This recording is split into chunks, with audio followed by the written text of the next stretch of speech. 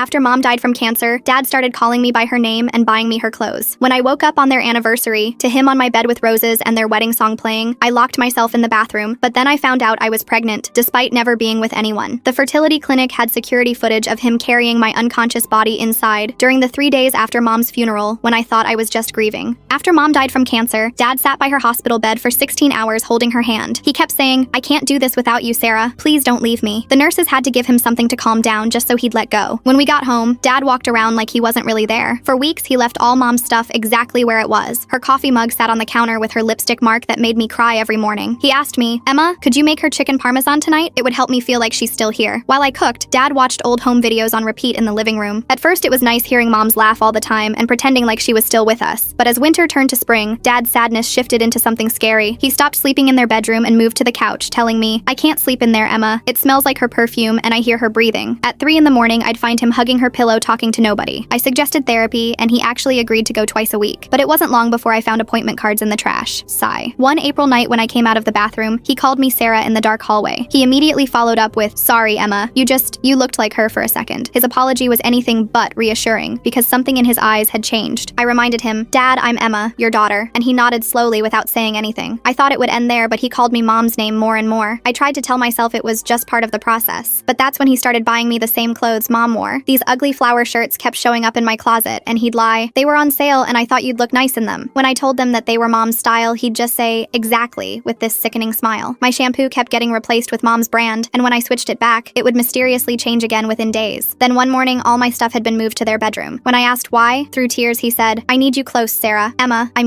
the nightmares are getting worse." That was the last time he called me Emma. I could tell something terrible was coming, but nothing could have prepared me for their anniversary morning. I woke up to him on my bed with a breakfast tray, roses everywhere, candles burning, and their wedding song playing. He smiled and said, "Happy anniversary, my love. I can't believe it's been 20 beautiful years of marriage." I sat up fast and said, "Dad, what the F is this?" Suddenly, I was hit with a wave of dizziness. When I tried to catch my balance, he smiled. "You've been so tense recently, Sarah, so I put anxiety medication in your water." I sat there helpless as he pulled out red undergarments. He held it up saying, "You wore this on our wedding night. Time to put it on again." I shook my head hard and said, "Dad, please, you're scaring me. I'm Emma." But his eyes looked empty. When I pushed the tray away, he grabbed my wrist hard. "Why are you acting like this, Sarah?" he said while I screamed, "Mom is dead. I'm Emma. I'm your effing daughter." His face twisted and he yelled, "Stop lying. You're my wife. You've always been my wife." He lunged forward trying to kiss me, hands grabbing at my chest while saying, "This is our anniversary. Stop pretending you don't remember our first time." I screamed, "Get off me!" and bit his lip until it bled. As I stumbled to the bathroom, he called, "Sarah, come back. Don't lock me out on our special day." I barely locked the door before he got there. He pounded on it saying, "I'll be gentle, I promise. Just like our first time. Please don't be scared, my love." When I didn't respond, his tone shifted to anger. "Sarah, open this door right now. A wife doesn't lock out her husband." All I wanted to do was call for help, but I didn't have my phone on me. When I heard him punching through the door, I screamed, "Help! Somebody help me!" Thankfully, somehow my neighbor Mr. Lee heard. Dad was able to unlock the door after he punched through it, and he had this sick smile. My skin crawled when he said, "There you are, sweetheart. No more hiding," catching me with a needle. "This will help you remember who you are." I fought back as hard as I could, though I knew he could overpower me. But everything stopped when Mr. Lee pounded on our front door. "John, is everything okay in there?" he yelled. Dad called out, "Everything's fine, Tom. Sarah's just having one of her episodes again." But Mr. Lee yelled back, "John, Sarah's gone. I'm calling the police." I sobbed, "I'm not Mom. I'm Emma." The police found him on top of me telling them, "Officers, there's been a misunderstanding. This is my wife, Sarah." Even in handcuffs, he cried, "Sarah, tell them you're my wife." One officer asked, "Miss, what's your name?" And I sobbed, "Emma, his daughter." Dad started thrashing, "She's confused. She's sick. We've been married 20 years. As they led him away, he kept yelling, "Sarah, I love you." He was put in a psychiatric holding facility. He had been locked up for 2 months when I got the news. It came in the form of 2 pink lines on a pregnancy stick. My heart dropped because I thought I was a V-card holder. I stared at those 2 pink lines until my vision blurred. The bathroom tiles felt cold under my bare feet as I sank to the floor, pregnancy test clutched in my shaking hand. How could this be happening? I'd never been with anyone, never even kissed a boy. The only explanation made my stomach turn. My phone buzzed on the counter. The psychiatric facility's number flashed on screen. Against every instinct screaming at me not to answer, I picked up. Dad's voice came through eerily calm, nothing like the man who'd been dragged away in handcuffs 2 months ago. "How's our baby, Sarah?" The test slipped from my fingers, clattering on the tile. Behind his voice, I heard an orderly whisper urgently to someone. My throat closed up. How could he possibly know? I hung up without speaking, my mind racing. The morning he'd attacked me wasn't the only time I'd felt strange. There were those 3 days after Mom's funeral when everything felt foggy. I'd thought it was grief, exhaustion from planning everything while Dad fell apart. But now, "I helped you sleep better those nights," Dad had said when I'd mentioned feeling groggy. The memory hit me like ice water. Those missing days, the strange dreams, the soreness I'd attributed to sleeping wrong. A knock at the door made me jump. Through the peephole, I saw Mrs. Chen from next door holding a casserole dish. I opened the door, trying to look normal despite my world crashing down. She smiled warmly. I made too much lasagna, dear. Thought you might like some. Her expression shifted to concern. Are you feeling all right? You look pale. I forced a smile, taking the dish. Just tired. Thank you. Of course. Oh, I've been meaning to mention, during those nights after your mother's funeral, I saw you sleepwalking to the garage several times. Around 2 or 3 a.m., I was worried but didn't want to intrude during your grief. My hands trembled. The garage? Yes, multiple times. Your father said you were having trouble sleeping, that the doctor prescribed something to help. She patted my arm. Well, I'll let you rest. After she left, I practically ran to the garage. Dad's workshop area looked normal at first glance. Tools hung neatly on pegboards. His workbench was clean, but something felt wrong. I searched behind boxes, under tarps, anywhere he might hide something. Behind an old filing cabinet, I found it. A small camera mounted to the wall, red light still blinking, recording. The timestamp showed last night's date, but Dad had been locked up for 2 months. My hands shook as I traced the wire to a laptop hidden under a tarp. The screen showed multiple video files. I clicked on one from the week after Mom's funeral. The image made me gag. Me, unconscious in the backseat of Dad's car. The camera angle showed everything, but when I tried to skip forward, the crucial segments were corrupted. File after file showed the same thing. Me unconscious, then corruption where the actual assault would be. A box beside the laptop caught my eye. Inside, I found Dad's journal. His handwriting, usually so neat, looked frantic. I flipped through pages of grief, then stopped cold. Conjugal visits with Sarah during her sleeping hours. She's more receptive when the medication helps her relax, just like our honeymoon. I photographed page after page with my phone when footsteps made me freeze. Aunt Patricia stood in the garage doorway, her expression unreadable. Emma, what are you doing out here? I shoved the journal behind my back. Just looking for something? She stepped closer, and I noticed her eyes weren't surprised. They were calculating. That's your father's private workspace. You shouldn't be snooping. I live here. I can go wherever I want. Her smile didn't reach her eyes. Of course. I've been visiting your father, you know, weekly. He's getting better. More like his old self. Her gaze dropped to my hands. Is that his journal? No. Don't lie to me, Emma. She reached for it, but I stepped back. He's making such progress. The doctors say he might come home soon if he continues improving. He attacked me. He thought I was Mom. He was grieving. People do strange things when they lose someone they love. She moved closer. Give me the journal. It's private. The doorbell rang, saving me. I rushed past her, journal still in hand. My best friend Mika stood on the porch, lunch bag in hand. Ready for our lunch date? I brought Thai food from that place you... Emma, what's wrong? I wanted to tell her everything. About the pregnancy test, the videos, the journal, but the words stuck in my throat. Well, Dad's grief counseling clearly went off the rails somewhere between healthy mourning and let's recreate our wedding night with my teenage daughter. That's one heck of a plot twist I did not see coming. How could I explain that my own father had just a rough morning? I managed. Mika's eyes narrowed, looking past me to where Aunt Patricia emerged from the garage. Everything okay? Fine, Patricia said smoothly. Just checking on my niece. I'll see you at Sunday dinner, Emma. After she left, Mika pulled me inside. Okay, spill. You look like you've seen a ghost. I opened my mouth, closed it. The pregnancy test was still on the bathroom floor. The journal burned in my hands, but I couldn't form the words. I found some stuff of Dad's, I said finally. Disturbing stuff. What kind of stuff? I showed her one page of the journal, watching her face pale. Oh my god, Emma, this is... I know. I flipped through more pages, stopping when something fell out. Medical receipts for fertility substances, purchased online 2 months before Mom died, with my forged signature as the patient. He was planning this, I whispered. While Mom was dying, he was planning to... Mika grabbed my shoulders. We need to call the police. This is evidence of... No! The word came out sharper than intended. I can't. Not yet. I need to understand what happened first. My phone rang. Dr. Hoffman, Dad's psychiatrist. I let it go to voicemail, but he called again immediately. Emma, this is Dr. Hoffman. Your father is making excellent progress. He's been asking to apologize to you. I think a visit would be therapeutic for both of you. I don't think that's a good idea. He's genuinely remorseful. The medication is helping him see reality clearly now. He understands you're his daughter, not Sarah. The fertility substance receipt crinkled in my hand. I'll think about it. Wonderful. Oh, and Emma, your aunt mentioned you've been under stress. If you need someone to talk to... I hung up. Mika stared at me. You're not actually considering visiting him? Number. But something's not right. How did he know about... I couldn't say pregnancy. How is he still controlling things from inside? We spent the next hour going through the journal and receipts. Every page revealed new horrors, detailed plans, substance dosages, even mentions of the security cameras he'd installed to monitor Sarah's recovery. Emma, we need help. This is too big for just us. She was right. But who could I trust? Aunt Patricia was clearly on Dad's side. Dr. Hoffman seemed fooled by Dad's act. The police had been useless before. Let me think, I said. I need to be smart about this. Mika reluctantly agreed to give me time. After she left, I sat in my room, surrounded by evidence. The pregnancy test hidden in my drawer seemed to pulse with its own terrible presence. I needed to know more. The fertility clinic receipt had an address. Tomorrow, I'd go there. Maybe they'd have records, security footage, something to prove what Dad had done during those lost days. My phone buzzed with a text from an unknown number. When I opened it, my blood ran cold. A photo of me from one of the corrupted videos. Unconscious, vulnerable, and a message. Such beautiful memories of our time together. Can't wait to make more. Your loving husband. The phone slipped from my numb fingers. Somehow, even locked away, Dad was still watching, still reaching out, still convinced I was Mom. I grabbed the journal and receipts, shoving them into a bag. Whatever happened next, I needed to protect this evidence, because something told me Dad's excellent progress was just another manipulation, and if Aunt Patricia had her way, he'd be coming home soon. The next morning, I drove to to the fertility clinic with Mika beside me. My hands gripped the steering wheel so tight my knuckles turned white. The receptionist at the front desk looked up with a professional smile that faltered when she saw my face. I explained I needed information about appointments from several months ago. The receptionist typed something into her computer, then frowned. She excused herself and returned with an older woman who introduced herself as Beth, the clinic manager. Beth's expression grew concerned as I showed her the receipts. She led us to a private office and closed the door. After checking the dates against their system, she confirmed someone matching my description had been brought in during those exact time frames. The appointments were listed under my name, but the signature on the consent forms didn't match mine at all. She printed copies of everything she could legally share, including security footage stills that showed Dad carrying an unconscious woman into the clinic. My stomach churned seeing myself limp in his arms. Beth whispered that she remembered Mom from years ago when she'd tried IVF treatments here. She'd always wondered why Dad kept asking about fertility options for his wife when everyone knew Sarah had passed. Back in the car, Mika held the evidence while I tried not to throw up. We decided to make copies of everything and store them in multiple locations. As we pulled into a copy shop parking lot, I noticed Aunt Patricia's car following us. She'd been 3 cars behind us since we left the clinic. Inside the shop, I quickly made copies while Mika watched the door. Patricia entered just as I finished, pretending surprise at running into us. She made small talk while her eyes tracked the papers I was sliding into different envelopes. When she reached for one, I pulled them all back and told her we were leaving. That afternoon, I returned home to find Dad's letters had started arriving. 3 envelopes sat on the kitchen counter, all addressed to Sarah in his handwriting. My hands shook as I opened the first one. He wrote about our growing family, how excited he was for the baby, and included appointment reminders for prenatal checkups. The second letter contained ultrasound photos he'd somehow obtained, with arrows pointing to what he claimed was our miracle. The third made my skin crawl, detailed plans for converting my room into a nursery. I photographed each letter before hiding them with the other evidence. My phone rang constantly, unknown numbers that I let go to voicemail. When I finally checked them, they were all from Dad, his voice switching between calling me Sarah and Emma, sometimes in the same message. The next few days, I noticed more signs of Dad's reach. My work supervisor called me into his office, expressing concern about my mental state. Apparently, Dad had been calling, claiming I was having episodes and needed time off. When I tried to explain the situation, my supervisor's expression made it clear he thought I was the one with problems, not Dad. I requested my medical records from our family doctor, only to discover Dad was still listed as my emergency contact and medical proxy from when I was a minor. The receptionist apologetically explained she couldn't release them without his consent. Even my attempts to change this were blocked. The forms required a psychological evaluation to prove I was competent to make my own medical decisions. Desperate for professional help, I made an appointment with a therapist Mika found online. Dr. Martinez seemed sympathetic at first, taking notes as I explained everything. But when I mentioned Dad's name, her expression shifted. She set down her pen and revealed she was Dad's cousin. Family photos on her desk that I hadn't noticed before showed them together at various gatherings. She suggested my accusations were a grief response and offered to prescribe anxiety medication. I left her office feeling more trapped than ever. That night, I couldn't sleep. Every creak of the house made me jump. Around 2 a.m., I crept to Dad's home office with a flashlight. His computer was password protected, but I knew his habits. The password was Mom's birthday. His files were meticulously organized. One folder labeled Sarah's Recovery contained hundreds of photos of me sleeping, taken over months. Another held medical research about fertility substances and their effects, but the folder that made my blood run cold was titled Project Sarah Reborn. Inside were detailed plans dating back to when Mom was first diagnosed, spreadsheets tracking my cycle, notes about which substances would be undetectable, even architectural plans for basement renovations. I copied everything onto a USB drive, my hands shaking so badly I almost dropped it. A car door slammed outside. I peeked through the blinds to see Aunt Patricia's car in the driveway. She had a key. I quickly shut down the computer and slipped out the back door just as I heard her entering through the front. The next morning, I found prenatal vitamins in my bathroom cabinet. I hadn't bought them. The receipt tucked inside was dated 2 months ago, before Mom had even died. I flushed them all down the toilet and installed new locks on my bedroom and bathroom doors. At the grocery store, I ran into several of Mom's book club friends. They congratulated me on my pregnancy and asked about my engagement. When I stammered that I wasn't engaged, they exchanged knowing looks. Apparently, Dad had been calling them from the facility, sharing the wonderful news about our growing family. I abandoned my cart and drove straight to Mika's apartment. She took one look at my face and pulled me inside. While I sat on her couch trying to breathe normally, she made calls to everyone she could think of who might help. Most were dead ends, but then she remembered her friend Jordan who worked at a pharmacy. Jordan agreed to meet us at a coffee shop. When I showed him the receipts for the sleeping pills, his face went pale. He recognized the prescriptions. Dad had been picking them up for months, claiming they were for my anxiety. The doses were dangerously high, enough to keep someone unconscious for hours. He also revealed something that made my stomach drop. Dad had an appointment scheduled at the fertility clinic for next month. The note in their system mentioned continuing treatment for wife's fertility issues. Jordan printed out what records he could access and promised to keep an eye out for any new prescriptions. The way Emma's dad planned everything while her mom was dying makes me feel sick for her. Finding those receipts showing he bought fertility drugs before her mom even passed, that's such a deep betrayal of trust. That evening, I heard a knock at the door. My younger cousin Stephanie stood there holding a package, saying Aunt Patricia asked her to deliver it. I thanked her but warned her to be careful around Patricia. When Stephanie looked confused, I simply told her to trust me and never be alone with our aunt. Inside the package were maternity clothes, all in Mom's size and style. The gift tag read, "For our growing family, love, your devoted husband." I spent the next hour backing up all my evidence to cloud storage, creating multiple accounts under different names. As the files uploaded, I noticed my laptop running slower than usual. A quick check showed someone had installed monitoring software. The installation date matched when Aunt Patricia had borrowed my laptop to check email last week. I performed a factory reset and started fresh, but the damage was done. Who knew what information she'd already accessed? My banking, my emails, my search history, all of it potentially compromised. The police sergeant I spoke with the next day barely looked up from his paperwork. He explained that restraining orders don't apply to institutionalized patients since they're already confined. When I showed him the letters and evidence of ongoing harassment, he shrugged and suggested I change my phone number. The system offered no protection against someone who was technically already locked up. That night, I met with Jordan and Beth at Mika's apartment. They'd both lost people to similar situations. Jordan's sister to an ex who'd stalked her despite being in jail. Beth's friend to a husband who'd controlled her even from prison. We weren't alone in this, but that only made it more frightening. How many others were trapped like this? We created a simple communication system, code words for different situations, regular check-ins, and safe meeting spots. It felt like preparing for war, but what else could we do? Searching through Dad's work computer files, I found more evidence of his delusions. The folder labeled Project Sarah Reborn went deeper than I'd initially seen. Encoded files that took hours to crack revealed his complete break from reality. He genuinely believed Mom wasn't dead, that she'd been transformed into me, that getting me pregnant would complete her resurrection. One file made me run to the bathroom to vomit. Detailed notes about Mom's appearance at my age, how similar we looked, how he'd noticed this when I was just 14. The planning went back years, waiting for the right moment. Mom's cancer had been his opportunity. Dad's childhood friend Marcus reached out after hearing about the situation from Mr. Lee. Over coffee, he revealed something that explained so much. Dad's mother had died young, in childbirth actually. Dad had been raised by his grandmother who told him repeatedly that he'd culled his mother by being born. The trauma had shaped everything about how he viewed women, death, and rebirth. Marcus showed me old photos of Dad's mother. The resemblance to both Mom and me was undeniable. 3 generations of women who looked alike, and Dad's broken mind had conflated us all into one person who kept dying and being reborn. At the grocery store, I kept my head down, but Aunt Patricia found me anyway. She cornered me in the cereal aisle, accusing me of spreading lies about Dad. When I tried to leave, she grabbed my arm. Other shoppers started staring. I stayed calm, quietly asking her to let go. When she raised her voice about family loyalty, I simply held up my phone, already recording. She released me immediately, but the damage was done. The security footage would later save me when she tried to claim I'd attacked her. Several witnesses came forward to support my version of events, having seen her aggressive behavior. The facility called to inform me that Dad's insurance would run out in 30 days. After that, he'd either need to be transferred to a state facility or released. The social worker's apologetic tone made it clear which option was more likely. Budget cuts meant the state facilities were full. Dad would probably be released with outpatient requirements he'd never follow. That same day, Rosa, a cleaning lady at the facility, called my cell. She'd gotten my number from the visitor log and felt I needed to know something. Dad had been hiding his medication for weeks, pretending to take it but actually saving it up. He was planning something, she was sure of it. She'd reported it to her supervisors, but nothing had been done. During Sunday dinner at Aunt Patricia's house, I watched her carefully. The mask slipped when she called me Sarah while passing the potatoes, then quickly corrected herself. But Uncle Robert noticed. I saw the confusion in his eyes, the first crack in his loyalty to his wife. Dad's lawyer contacted me about a reconciliation meeting. He painted a picture of a remorseful father who just wanted to apologize and make amends. The inheritance he mentioned was substantial. Apparently, Dad had life insurance policies I never knew about. All I had to do was agree to supervised visits. I declined and hung up. Uncle Robert showed up at my door the next evening looking troubled. He'd found Patricia's journal while looking for their tax documents. She'd been visiting Dad far more than she'd told anyone, sometimes daily. The journal entries showed her growing obsession with Dad's version of reality, how she'd started to believe Mom might really still be alive somehow, transformed into me. We agreed he'd keep watching Patricia while pretending everything was normal. He looked broken as he left, realizing he'd been living with someone whose grip on reality was slipping. Mr. Lee's log proved invaluable. He'd been documenting strange occurrences since Mom died, originally just out of concern for a grieving neighbor. But the entries painted a disturbing picture. Dad bringing contractors to work on the basement during my blackout periods, deliveries of medical equipment, late-night activities in the garage when I was supposedly sleeping. His most disturbing entry described seeing Dad carry me to the car multiple times during those lost days after Mom's funeral. I'd been completely limp, unconscious. Mr. Lee had assumed I was sick with grief, that Dad was taking me to the hospital. He'd never imagined the truth. Up on the contractor lead, I tracked down the company Dad had hired. The worker I spoke with remembered the job clearly. Dad had wanted a basement room renovated into what looked like a medical suite. He'd claimed it was for home care for his sick wife. The contractor had found it odd since everyone knew Sarah had already passed, but the money was good, and it wasn't his business to ask questions. I convinced him to let me see the work order. The specifications made me sick. Medical-grade ventilation, reinforced soundproofing, multiple electrical outlets for equipment, a small refrigeration unit, everything needed for a private medical facility. That night, I broke into my own basement. I'd avoided it since moving back home, but I needed to see. Behind a new wall that looked like storage shelving, I found a hidden door. My hands shook as I opened it. The room beyond was worse than I'd imagined. Medical equipment filled one corner, examination table, IV stands, monitoring devices. A refrigerator hummed in the corner. Inside, I found vials of fertility substances and something worse, frozen genetic material labeled with my name and collection dates matching documenting my blackout periods. Photos covered one wall, me at every age, morphing into pictures of mom, then pictures of dad's mother. In his broken mind, we were all the same woman, dying and being reborn over and over. The centerpiece was a hospital bed with restraints, waiting for its next occupant. I photographed everything, then got out of there. My hands shook so badly I could barely lock the door behind me. This wasn't just assault. This was a fully planned operation to use me as an incubator for his delusions. Mika quit her job the next day, rather than deal with Patricia's escalating threats about lawsuits and slander. Her boss had been sympathetic but couldn't risk the drama. We spent the afternoon updating resumes and looking for new opportunities for her, trying to pretend our lives were normal while everything crumbled around us. The support network grew organically. Mom's prayer group reached out after hearing whispers about what was happening. These women had known our family for years and had their own suspicions about dad's behavior. They offered meeting spaces, emotional support, and most importantly, they believed me. Former neighbors started coming forward with their own observations. The woman across the street had seen dad carrying me to the car during those blackout nights. The elderly couple next door had heard strange noises from our garage at odd hours. None of them had spoken up before, assuming they were misunderstanding innocent situations. Now they realized they'd been witnesses to something terrible. Dad's attempts to contact me escalated. Fake social media accounts appeared daily, sending messages that alternated between declarations of love and detailed descriptions of our supposed future together. I reported each one, but new ones appeared faster than the platforms could remove them. The facility's security footage revealed he'd been coaching other patients to call me, giving them scripts to read. One recording Rosa smuggled out showed him teaching a confused elderly man to say he was calling about prenatal appointments for Sarah. The manipulation was systematic and relentless. With less than 2 weeks until dad's insurance ran out, I had to make hard choices. The pregnancy was still early enough to terminate safely, but I struggled with the decision. This wasn't just about me, it was potential evidence of his crimes. Yet carrying it felt like letting him win, like participating in his delusion. The prayer group women surrounded me with support as I made my choice. Dad's friend Marcus basically said, "Hey, your dad thinks you're his mom reincarnated because grandma told him he killed her during birth. Talk about needing therapy before having kids, not after." They drove me to the appointment, held my hand in the waiting room, and took me home after. No judgment, just love and understanding. The tissue samples were preserved as evidence, just in case. Patricia's own children started pulling away after overhearing conversations about the situation. Her eldest daughter refused to visit anymore, scared of what her mother was becoming. Her son asked Uncle Robert if they could stay with his parents for a while. The family was fracturing, but at least the younger generation was protecting themselves. Multiple witnesses came forward about dad's concerning behavior before mom's death. Her oncologist's notes, subpoenaed by a sympathetic nurse, showed dad had been asking about increasing her pain medication doses. He'd been unusually interested in which combinations might be fatal, claiming he wanted to avoid accidental OD. The facility extended dad's hold after Rosa's reports finally triggered a review, but it was temporary, just another 30 days. The countdown continued, just slightly delayed. He lost privileges after they found the contraband medication, but somehow his letters kept coming. Other patients were smuggling them out, seduced by his manipulation or small bribes. During one of his recorded calls, dad slipped up. While ranting about Sarah being pregnant again, he mentioned it was just like 20 years ago when I was conceived. Then he caught himself, realizing he'd just admitted knowing I was his daughter, not his wife. The cognitive dissonance was recorded, documented, one more piece of evidence that he knew reality but chose his delusion. Marcus revealed the final piece of dad's history. His grandmother had died in childbirth too, dad's mother. The women in his family kept dying to bring forth new life, and in his broken mind, they were all the same woman. Sarah, his mother, his grandmother, an endless cycle of death and rebirth that he was desperate to continue through me. The security footage from multiple nights showed the full scope of what had happened during my blackout periods. Dad carrying me to the car, driving to the clinic, returning hours later with me still unconscious. The timestamps matched perfectly with the procedures documented at the fertility clinic. It was all there in grainy black and white, evidence of the systematic assault I'd survived without even knowing it. As the final days of dad's extended hold approached, the entire support network prepared for what might come next. Safe houses were arranged, check-in schedules were confirmed. Everyone knew their role in keeping me safe when he inevitably got out. But I wasn't running anymore. I'd spent months gathering evidence, building support, documenting everything. The police might not help, the system might fail, but our community was ready. The truth was out there, spreading through whispers and careful conversations. Dad thought he could recreate mom through me, continue some sick cycle of death and rebirth, but I was breaking that cycle. I was choosing life, my own life, separate from his delusions. And I had an army of survivors, supporters, and witnesses ready to help me fight. The facility called with an update. During the review process, they'd discovered more disturbing behavior. Dad had been creating detailed plans for what he'd do when released. The plans were elaborate, delusional, and focused entirely on reuniting with his wife and their baby. This time, even Dr. Hoffman couldn't ignore the evidence. He called to apologize for not seeing it sooner. Dad's manipulation had been so complete, his performance so convincing during their sessions, but the accumulated evidence painted an undeniable picture of dangerous obsession. Rosa's written testimony arrived by courier the next morning. Her handwriting was shaky, but the details were precise. Dates, times, conversations she'd overheard. Dad had been coaching patients for weeks, teaching them exactly what to say when they called me. She'd documented everything, risking her job to help a stranger. I added her testimony to my growing evidence binder. The documentation package took 3 hours to compile. Multiple copies went to different locations, one with Mika, one with Marcus, one in a safety deposit deposit box, each page carefully organized, cross-referenced, ready for whatever came next. The evidence was overwhelming now, but I knew that didn't guarantee anything. Dad's recorded calls became more erratic. In one, he referred to me as Sarah, Emma, and Mother, within the same rambling message. The facility staff had started recording everything after finding his medication stash. His breakdown was accelerating, the careful mask he'd maintained for Dr. Hoffman crumbling completely. Mom's prayer group organized a schedule. Different members would check on me throughout the day, bringing meals, sitting with me when the fear got too intense. These women who'd known Mom for decades became my shield. They'd seen Dad's controlling behavior before, noticed things they'd dismissed at the time. Now they were determined to protect me where they'd failed to protect Mom. The facility announced Dad's transfer to a long-term psychiatric hospital. Insurance had approved it based on the new evidence of his deteriorating condition. Relief flooded through me until I learned the details. The transfer would happen in 3 days, requiring transport across the city. So many opportunities for something to go wrong. Patricia's behavior grew more desperate. She showed up at odd hours, peering through windows, leaving rambling voicemails about family loyalty. Uncle Robert had moved out temporarily, taking their children to his parents' house. He called me daily with updates on Patricia's movements, documenting her increasing instability. I spent hours at the bank, changing every account Dad might have access to. The manager listened patiently as I explained the situation, helping me navigate the bureaucracy of severing financial ties. New accounts, new passwords, new everything. Each step felt like reclaiming a piece of my life. The transfer day arrived with unseasonable rain. I stayed home, doors locked, phone in hand. Mika came over to wait with me. We tracked the facility's van through traffic apps, watching its slow progress across the city. Every red light made my heart race. Every stop felt like an opportunity for disaster. The call came at 2:47 p.m., not from the facility, but from Patricia. Her voice was breathless, excited. Dad had convinced her to help during a bathroom stop. She'd created a distraction while he slipped away. They were together now, coming to reunite our family. I hung up and immediately called the police, then the facility, then everyone in my support network. Within minutes, Mr. Lee was at my door with his son. Marcus arrived with 2 of his brothers. Mom's prayer group descended like an army of protective grandmothers. My house became a fortress of concerned neighbors and friends. The police said they were searching, but we all knew Dad would come here. This was where his delusion lived. As darkness fell, we waited. Someone made coffee. Someone else ordered pizza that no one ate. We took turns watching the windows, checking the locks. The rain had stopped, leaving everything eerily quiet. Even the usual evening traffic seemed muted. Patricia's car appeared at 11:15 p.m. She parked across the street, engine running. Through the curtains, I could see 2 figures inside. They sat there for 20 minutes, watching the house, probably noting all the cars, all the people protecting me. Then Patricia got out alone. She walked to my front door like she had 100 times before, knocked with her familiar rhythm. When no one answered, she tried her key. It didn't work. I'd changed the locks. She knocked again, harder, then started calling my name, mixing it with Sarah's, just like Dad did. Mr. Lee opened the door but kept the chain on. Patricia tried to push past him, demanding to see me. Behind her, Dad emerged from the car. He'd lost weight, his hospital clothes hanging loose, but his eyes were bright, focused, terrifyingly clear. He looked nothing like the broken man who'd been dragged away months ago. He walked up the path slowly, deliberately. Patricia stepped aside to let him approach. He stopped at the door, looking past Mr. Lee, searching for me. When he spoke, his voice was calm, reasonable. He explained that there had been a misunderstanding. He was better now. He just wanted to see his wife and child. I stayed in the living room, surrounded by my protectors. Through the doorway, I could see him trying to peer inside. He called my name, Emma, not Sarah, said he understood now. The medication had helped him see clearly. He knew I was his daughter. He just wanted to apologize, to make things right. The police arrived as he was mid-sentence. 3 cars, lights flashing. Dad didn't run. He stood perfectly still as they approached, hands visible, no sudden movements. Patricia started screaming about persecution, about family rights. The officers ignored her, focused on Dad. He went willingly, even smiled as they cuffed him. But as they led him to the car, he turned back. Our eyes met through the doorway. His mask slipped for just a moment. The delusion was still there, burning bright. He mouthed one word, soon. They took Patricia too, as an accomplice. She fought them, screaming about loyalty and love and family. The neighbors came out to watch. Someone filmed it on their phone. Within hours, everyone in the neighborhood knew what had happened. The whispers would follow me, but at least they were truth now, not Dad's lies. The facility faced serious consequences for the security breach. New protocols were implemented. Rosa was promoted to security supervisor. She called to check on me, to apologize for not preventing the escape. I told her she'd done more than enough. Her documentation had saved me. Dad's confession came 3 days later, not in an interrogation room, but at Mom's grave. He'd convinced a guard to let him visit one last time. Standing at her headstone, he spoke to her as if she were there, told her how he'd increased her morphine dose to help her rest, how he'd held her hand as she slipped away, how he'd kept his promise to never let her suffer. The security footage from the cemetery picked up every word, his casual admission to murder, spoken with love and tenderness. He truly believed he'd done Mom a kindness. In his mind, he'd freed her from pain so she could be reborn through me. The cycle of death and rebirth completed through his loving hands. Patricia heard the confession from her holding cell. Something in her finally broke. She realized she'd been helping a murderer, enabling a monster. Her statement to police was comprehensive, detailing every visit, every plan, every delusion she'd witnessed. She'd been so deep in grief over losing her sister that she'd let Dad's fantasy become hers. The murder confession changed everything. No more temporary holds or insurance limitations. Dad was transferred to a maximum security psychiatric facility, facing charges that would keep him there permanently. permanently. The system that had failed me finally had something it couldn't ignore. I sat in the prosecutor's office, reviewing my statement one last time. They had everything. The evidence I'd collected, Rosa's testimony, the security footage, Patricia's confession. But they wanted my story too, wanted the jury to understand the full scope of what he'd done. I agreed, but only in writing. I couldn't speak those words aloud. The DNA test results arrived the same day. Confirmation of what I already knew. The pregnancy had been Dad's. The lab tech who delivered them looked sick. She'd seen the news, understood what the results meant. I filed them with the rest of the evidence. One more piece of proof in an already overwhelming case. Mom's prayer group helped me plan a memorial service. Not for Dad, he was dead to me now. But for Mom, a real goodbye this time. We held it in their church garden, surrounded by the flowers she'd loved. I spoke about who she really was. Not Dad's fantasy, but the actual woman who'd raised me, loved me, protected me as long as she could. Uncle Robert brought the kids to see me. They were confused, scared, processing their mother's involvement. I told them age-appropriate truths, assured them none of this was their fault. Their mother had been sick with grief, I explained. Sometimes sadness makes people do terrible things. They nodded solemnly, old beyond their years. I found a new therapist through the prayer group. Dr. Catherine Chen, no relation to Dad, no hidden connections. Our first session was just me crying while she sat quietly, offering tissues. No judgment, no medication pushing, just space to feel everything I'd been holding back. It would take time, she said. Healing always did. The house felt different with new locks, new security system, new everything. I kept finding traces of Dad's obsession, a hidden photo tucked behind furniture, Mom's perfume in strange places. Each discovery went into a box for the prosecutor, evidence of the long game he'd been playing. Mika found a new job at a nonprofit helping abuse survivors. Her experience supporting me had shown her calling. We celebrated with Thai food from our favorite place, pretending things were normal for just one evening. She was moving to a better apartment too, one with room for a roommate if I ever wanted to leave my childhood home. The trial date was set for 6 months out. Dad's lawyer tried for an insanity plea, arguing he couldn't stand trial, but the recordings proved otherwise. He knew reality, he just preferred his delusion. The distinction mattered legally, even if it made no difference to what he'd done to me. I started packing slowly, room by room. This house held too many memories, too much pain. Marcus helped me sort through everything, deciding what to keep and what to burn. Mom's real things went into storage. Everything Dad had contaminated went into the fire. The smoke smelled like freedom. My name change paperwork was approved on a Tuesday. Emma became Catherine, my middle name, Mom's mother's name. A name Dad had never spoken, never tainted with his delusions. The judge who signed it was one of Mom's book club members. She hugged me after, whispered that Mom would be proud. The support group met weekly in the church basement. Other survivors sharing their stories, their strategies, their strength. I mostly listened at first, overwhelmed by how common my story was. So many people trapped by someone who claimed to love them. So many systems that failed to protect them. Moving day came with the first snow. Mika had found us a perfect apartment across town. Secure building, doorman, no memories. My support network showed up to help, loading boxes, cleaning rooms. By evening, my childhood home stood empty. I left the keys with a realtor, didn't look back. The apartment smelled like fresh paint and possibility. We ordered Chinese food, sitting on the floor among boxes. For the first time in months, I felt safe, not just protected by others, but genuinely safe in my own skin. Dad couldn't reach me here. His delusions had no power in this new space. I started the job search slowly, easing back into normal life. The nonprofit where Mika worked had an opening in their administrative department. Nothing fancy, but stable, meaningful. The interview went well once I explained my employment gap. They understood, had seen it before. 6 months later, I sat in a courthouse waiting room. The trial would start in an hour. I'd testified yesterday, reading my statement in a steady voice. Dad had watched me the whole time, still looking for Sarah in my face. But I wasn't scared anymore. He was just a sick old man who destroyed his own life chasing ghosts. The verdict came back guilty on all charges: murder, assault, false imprisonment, stalking, life in psychiatric detention, no possibility of release. Patricia got probation and mandatory therapy for aiding escape. She'd lost everything: her family, her reputation, her sister's memory. Prison would have been kinder. That night, my chosen family gathered in our apartment. Mr. Lee brought Korean food. Marcus brought wine. Mom's prayer group brought dessert. We didn't celebrate. There was nothing joyful about any of this, but we acknowledged survival, resilience, the power of community to overcome evil. I started leading support groups myself, sharing my story with new survivors, teaching them about documentation, about building networks, about trusting their instincts. Every week, someone new walked through those doors, looking as lost as I'd once been. Every week, I helped them find their way. The anniversary of Mom's death came with unexpected peace. I visited her grave alone, bringing her favorite flowers. Dad couldn't taint this anymore. She was just my mother again, the woman who'd loved me, who'd tried to protect me even while dying. I told her about my new life, my new name, my freedom, Catherine. I was Catherine now, not Emma, the girl Dad had tried to transform, not Sarah, the ghost he'd chased, just Catherine, building a life surrounded by chosen family who saw me for exactly who I was. The healing wasn't complete, might never be, but I was free, finally, blessedly free. Well, Dad confessing to murder at Mom's grave while being recorded is certainly not the smartest criminal move I've ever seen. Guess he forgot about those cemetery cameras when he was busy being completely bonkers. This whole mess wrapped up with Catherine getting her fresh start, new name, new apartment, and Dad getting a lifetime supply of psychiatric hospital food, which honestly seems like the universe finally decided to stop hitting the snooze button on justice. Thanks for reading this wild story with me. It's been quite the emotional roller coaster with some seriously dark twists.